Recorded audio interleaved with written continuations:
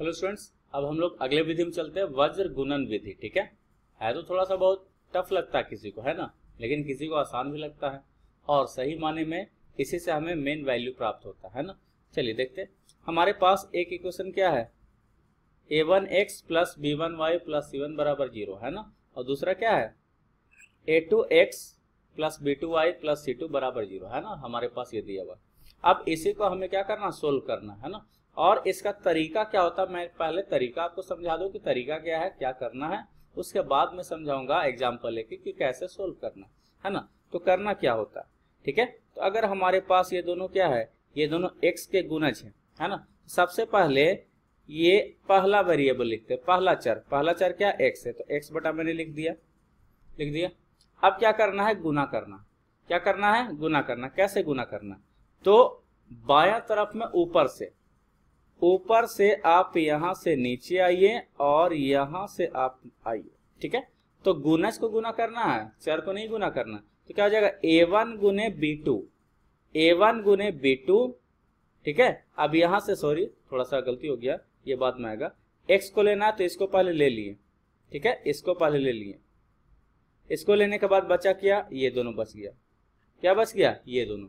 तो गुना क्या करना है, b1 गुने c2 और c1 गुने b2। क्या हो गया, b1 गुने c2 और c1 गुने b2, है ना। इस तरीके से अगर x के लिए लेना है तो क्या करना है, b1 गुने c2 और c1 गुने b2, ठीक है। मतलब जिसको लेना उसको पहले आप छिपा लीजिए। इसको क्या किए, हम छिपा दिए, ठीक है। बचा क्या, ये दोनों बच गया। तो ये दोनों गुणज देखें, ठीक है। ऊपर से शुरुआत करें, ठीक है। b1 गुने c2 और c1 गुने b2, ये आपका क्या हो गया, पहला हो गया। बीच में माइनस का साइन होगा ही होगा। अब क्या y का लेते हैं, तो y का लेंगे तो y को हम छिपा देंगे, ठीक है। y को छिपा देंगे। तब ये ध्यान रखिएगा कि बायां तरफ से आपको नहीं लेना, हमेशा आगे बढ़ना, पीछे नहीं बढ़ना। तो आगे बढ़ेंगे तो क्या होगा, c1 है। आगे बढ़े क्या होगा, c1 है। और c1 के बाद क्या है, फिर से वापस आएंगे तो ये आएगा a1। तो a1 को हम इधर लिखेंगे, ठीक है, c1 के बाद लिखेंगे। यहीं पे स्टूडेंट गलती करते जाता है ना। कर क्या देते हैं गलती से कि a1 गुने c2 कर देते हैं, नहीं, b1 y के बाद क्या है, c है। तो पहले आपका c1 आएगा, तो c1 गुना होगा किसके साथ, a2 के साथ, और a1 गुना होगा c2 के साथ, ठीक है ना। ये क्या हुआ, c1 गुना होगा किसके साथ, a2 के साथ, और a1 फिर गुना होगा किसके साथ, a2 के साथ, ठीक है। ये बात को ध्यान में रखना, ठीक है ना। फिर अगला क्या है, अचर पद है। अचर पद को क्या लेते हैं, एक लेते हैं, ठीक है। अब इसको हम छिपा दिए तो हमारे पास क्या बच गया, हमारे पास बच गया, यहां से देखिए हमारे पास अब बच गया ये दोनों, है ना। अब c1 के बाद क्या आएगा, c1 के बाद फिर से x वाला आ जाएगा, है ना। तब क्या है, x वाला से मतलब a1 का गुना होगा किसके साथ, b2 के साथ, और b1 का गुना होगा किसके साथ, a2 के साथ, ठीक है ना। तो हमारे पास क्या आ गया, a1 इंटू b2 और b1 इंटू a2, ठीक है।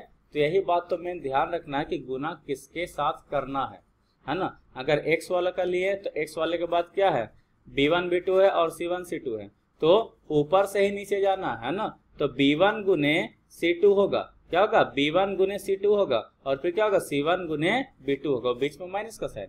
अगर हमें y वाला लेना है तो y बटा क्या हो जाएगा, इसके बाद क्या रहा, c1 आ रहा है ना, तो c1 से गुना करेंगे ऊपर से नीचे, ठीक है। तो c1 गुने क्या हो जाएगा, c1 गुने a2 हो जाएगा, मतलब c1 गुने a2, ठीक है। और फिर क्या हो जाएगा, हमारे पास a1 गुने c2, मतलब ये a1 गुने c2 फिर हो जाएगा, ठीक है। अचर पद लेना है तो अचर पद को छिपा दिए तो हमारे पास क्या आ गया, इसके बाद a1 आएगा ना, इसके बाद क्या आएगा, a1 आएगा, ठीक है। तो a1 आ गया तो a1 के साथ क्या, b2, और b1 के साथ क्या होगा, a2 हो जाएगा, ठीक है। तो इस तरीके से आपका निकल गया। अब जब ये हम निकाल लिए तो हमारे पास ये आ गया, ये तीनों क्या होगा, बराबर होगा। अब ये तीनों बराबर तो कोई दो भी बराबर, इसका मतलब ये बराबर क्या हो जाएगा, ये, ठीक है। तो यहां से देखें तो x बराबर निकालना चाहे तो ये तिर्यक गुना होकर किधर चल जाएगा, इधर चल जाएगा। तो तिर्यक गुना करके इधर चल जाएगा, तो x बराबर क्या हो गया, b1 c2 minus c1 b2 बटा क्या होगा, a1 b2 minus b1 a2, ठीक है। अब y का निकालना, तो y के लिए क्या करेंगे, ये बराबर ये हो जाएगा, है ना। तो हमें क्या करना पड़ेगा, ये क्या तिर्यक गुना कर देंगे तो इधर आ जाएगा c1 a2 फिर a1 c2 बटा a1 b2 minus b1 a2, तो क्या हो गया, आपका y निकल गया। तो x और y का मेन मान जो होता है किसी भी समीकरण के लिए यही होता है, ठीक है। किसी भी समीकरण के लिए यही आपका x और y का मान होता है। चाहे तो आप इसको याद रख सकते हैं कि x बराबर क्या होता है, x बराबर b1c2 होता है। b1 क्या होता है, पहले वाले समीकरण में y का गुणज होता है, और c2 क्या होता है, दूसरे समीकरण का क्या होता है, अचर पद। इसी तरीके से आप सारा का पता कर सकते हैं, है ना। तो ये तो हुआ मेथड, ठीक है। तो आपको उम्मीद करते समझ में आ गया होगा। अब एग्जाम्पल के थ्रू समझाते हैं, ठीक है। तो ऐसे आपका इक्वेशन लिखा हुआ रहे समीकरण, तो आपको सबसे पहले बराबर 0 करना है। इस इक्वेशन को बनाएंगे तो हमारे पास क्या आ जाएगा, हमारे पास आएगा 2x - 3y। अब ये इधर करेंगे तो क्या +5 हो जाएगा, +5 = 0। हमें इस तरीके से लिखना अगर वज्र गुणन विधि से बनाना है तो, ठीक है। फिर क्या करेंगे, 3x + y, फिर क्या हो जाएगा, इधर ये माइनस बन जाएगा, -2 = 0, ठीक है। आ गया। तो अब लिख लेते हैं गुणज क्या क्या हमारे पास है, 2 है, 3, ठीक है, -3 है। अब ये नहीं भी लिखे तभी काम चल जाएगा, ठीक है। ये क्या है, y का गुणज क्या 1 है, फिर क्या है +5 है, और क्या है -2 है, ठीक है। फिर से शुरुआत यही वाला हो जाएगा 2 3, ठीक है। फिर क्या शुरुआत वही -3 फिर 1, ठीक है। यही इस तरीके से चलते रहेगा।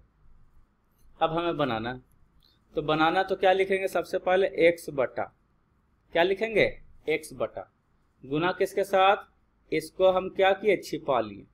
तो छिपा लिए तो आया क्या, ये इसके साथ गुना और ये इसके साथ गुना, मतलब -3 गुने -2, कितना, -3 गुने -2, और बीच में फार्मूला से माइनस में होता ही है। फिर 5 गुने 1, क्या होगा, 5 गुने 1। देखिए यहाँ से भी इसको हम क्या किए, ये x का गुणज है ना, इसको छिपा दिए। तो हमारे पास इसके बाद ये आएगा -3 गुने -2 और +5 गुने 1, ठीक है। अब बराबर y बटा, क्या है, y बटा।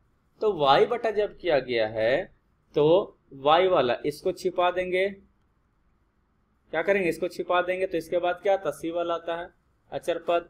तो 5 गुने, तो 5 के बाद क्या आएगा, फिर से उल्टा गिनते इधर, तो 5 के बाद क्या आएगा, ये वाला आएगा जो कि हमने ये लिख दिया है, ठीक है। तो ये गुना होगा इसके साथ, ठीक है, और ये गुना होगा इसके साथ। तो पहले क्या लिया, 5 गुने 3 लिखेंगे, ठीक है, ऊपर से नीचे हमेशा जाता है। तो 5 गुने 3 हो जाएगा, और -2 गुने -2 हो जाएगा, ठीक है, बराबर 1 बटा अब लिखेंगे। अब क्या हो गया, अब इसको छिपा देंगे, ठीक है। तो क्या होगा, इतना गुने इतना और इतना गुने इतना, मतलब 2 गुने 1 और -3 गुने 3, 2 गुने 1 -3 गुने 3, ठीक है। अब इसको क्या करना, सोल्व कर लेना। पहले इसको लिख लेते हैं, x बटा माइनस माइनस प्लस, मतलब 6 - 5 हो जाएगा, और इधर से y बटा 15 माइनस माइनस माइनस प्लस 4 हो जाएगा, और ये 1 बटा यहाँ 2 माइनस माइनस प्लस 2 + 9, ठीक है। कैलकुलेशन देख लेते, सही है, 3 दूनी 6, 5 गुने 1, ठीक है, 5 × 15, ये 4, ठीक है, 3 × 9, ठीक है। तो इसको अगर सोल्व करें तो हमारे पास आ गया x बटा 1 बराबर y बटा 19, फिर बराबर 1 बटा 11, ठीक है ना। अब क्या करेंगे, पहले इसका इसके साथ लेंगे क्योंकि सब तो इक्वल है। तो x बटा 1 बराबर क्या हो जाएगा, 1 बटा 11, ठीक है। तो इसका मतलब x बराबर क्या आ गया, 1 बटा 11 आ गया, ठीक है।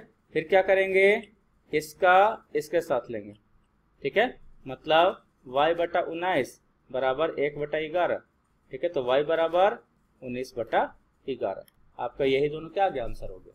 अगर कहा जाए तो काफ़ी आसान और काफ़ी जल्दी बनने वाला है, ठीक है। और किसी लोग को दिक्कत क्या होता है, ये बार बार मिस्टेक कर देते हैं, है ना। आपको बस ध्यान ये रखना कि x वाला ले रहे हैं तो x वाला से कुछ नहीं लेना है, ठीक है, उसके बाद वाला से, हमेशा बाद वाला से। तो बाद क्या आएगा, y वाला, तो पहले इससे गुना होगा, ठीक है।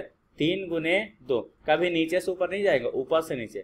3 गुने 2 पहले होगा, उसके बाद 5 गुने 1 होगा, और बीच में माइनस फार्मूला से होगा। फिर क्या होगा, अगर y वाला को लिखना है तो क्या करेंगे, y वाला को छिपा देंगे, y के बाद वाला आएगा। तो 5 गुने 3, ऊपर से नीचे हमेशा 5 गुने 3, फिर 2 गुने -2, ठीक है। फिर 4 को छिपा देंगे तो x वाला पहले आएगा, फिर y वाला आएगा, मतलब 2 गुने 1 और -3 गुने 3, ठीक है। इस तरीके से आपका आंसर आ गया। अगला विधि क्या है, अनुपात निर्णय विधि। ये काफी कम इस्तेमाल में आता है, बहुत लोग इस्तेमाल तो करते ही नहीं है या पढ़ते भी नहीं, ठीक है। कोई बात नहीं, देख लेते हैं ये विधि क्या कहता है। इस विधि में हमें करना क्या होता है कि जो अचर पद आपका रहता है, कौन सा पद, अचर पद, उसको किसी तरीके से लुप्त कर देना, ठीक है। अब देखिए इसी में लुप्त करना है तो घटाएंगे, पहले इसमें 2 से गुना करना पड़ेगा तब ना 14 बनेगा। 14 14 दोनों बराबर हो जाएगा, फिर घटा देंगे, घटाने पे क्या ये हट जाएगा, है ना। तो वही करते हैं। तो हम क्या करेंगे, 1 में 2 से गुना कर देंगे, ठीक है, और 2 से गुना करने पे घटा देंगे किससे, दूसरा से, ठीक है ना। तो 1 में 2 से गुना करेंगे तो हमारे पास क्या आ जाएगा, 6x हो जाएगा प्लस 10y हो जाएगा बराबर 14 हो जाएगा, है ना, ठीक है। और घटाना दूसरा से, फिर घटा देते डायरेक्ट, 5x प्लस 12y बराबर 14। अब माइनस कर देते हैं तो अचर पद हट जाएगा, ये तो कैंसिल। तो आगे हमारे पास क्या, x माइनस 2y बराबर 0। इसका मतलब x बराबर क्या आया, 2y आया, है ना। इसका मतलब x बटा 2 बराबर y आया, या y बटा 1 भी लिख सकते हैं। और इसको बराबर हम मान लेंगे क्या, k, क्या मान लिए, k। इसका मतलब क्या हो गया, तो x बटा 2 बराबर k, तो x बराबर कितना, 2k, और y बराबर कितना, k। अब इसका मान x बराबर 2k और y बराबर k का मान किस में रखने पर, किसी में रख देते हैं, का मान पहला में रखने पर, ठीक है। तो रख देते हैं। तो रखने पर देखिए क्या आता है, तो यहां से 3 गुने x कितना, 2k है तो 2k रख दे। फिर क्या, प्लस 5y, 5 गुने y है तो y कितना है, k, ठीक है, बराबर 7। अब क्या, केवल k के रूप में हो गया, तो क्या हो गया, 3 दूनी 6k प्लस 5k, ठीक है, बराबर 7। क्या आ जाएगा, 11k बराबर 7, तो k बराबर 7/11, k बराबर कितना आ गया, 7/11। अब मैंने क्या माना था, x बराबर 2k, है ना, तो 2 गुने 7/11, तो क्या हो गया, 14/11 हो गया। क्या हो गया, 14/11। और y बराबर क्या माने थे, k, तो क्या हो गया, 7/11 हो गया। ये आपका x और y का क्या हो गया, आंसर हो गया, निकल गया। तो इस विधि में क्या करना है, जो भी आपका अचर पद है उसको किसी तरीके से लुप्त कर देना, ठीक है। लुप्त करने के बाद x और y में क्या है, उसमें कुछ संबंध आएगा, अनुपात आएगा, और वो अनुपात मान लेंगे, और मानने के बाद वही किसी एक समीकरण रख देंगे, तो हमारे पास एक चर के रूप में एक इक्वेशन आ जाएगा, समीकरण आ जाएगा। उसको फिर क्या करेंगे, सोल्व कर देंगे, फिर हमारे पास क्या होगा, अपने आप जो आना है आंसर वो आ जाएगा, ठीक है ना। तो हमने सारा विधि देख लिया, ठीक है, पांचों विधि देख लिया, ठीक है। पांचों विधि में एक वज्र गुणनखंड विधि क्या है, काफी महत्वपूर्ण है। कभी कभी ऐसा कह दिया जाता है कि वज्र गुणनखंड विधि से आप बताइए, और कभी कभी इसका इस्तेमाल ये आता है कि डायरेक्टली हम क्या बोलेंगे कि x बराबर ये होता है, तो आपको ये पता होना चाहिए कि x बराबर ये होता है और y बराबर क्या निकलेगा, ये निकलेगा, ठीक है। इसलिए वज्र गुणनखंड विधि थोड़ा सा महत्वपूर्ण भी है, ठीक है। इसके अलावा क्या है, आपके पास जो है ये लुप्तीकरण विधि सबसे महत्वपूर्ण है, और सबसे ज्यादा इस्तेमाल क्या आएगा, लुप्तीकरण विधि, ठीक है। लुप्तीकरण विधि का इस्तेमाल सबसे ज्यादा आता है, और इसी का इस्तेमाल करके हम क्या करेंगे, सारा प्रॉब्लम को सोल्व करेंगे, ठीक है। और बाकी तो आपको जो भी मन है वो कर सकते हैं। चाहे तो आप विधि क्या वज्र गुणन भी लगा सकते हैं, लुप्तीकरण भी लगा ही सकते हैं, प्रतिस्थापन विधि भी लगा सकते हैं, और क्या है, तुलनात्मक विधि भी लगा सकते हैं। सारा विधि मैंने बता दिया है, अगर आपको थोड़ा बहुत डाउट हो तो वो बोल सकते हैं, ठीक है। और प्लस में क्या है, आप बार बार वीडियो को देख के आप बार बार समझ भी सकते हैं, ठीक है। चलिए।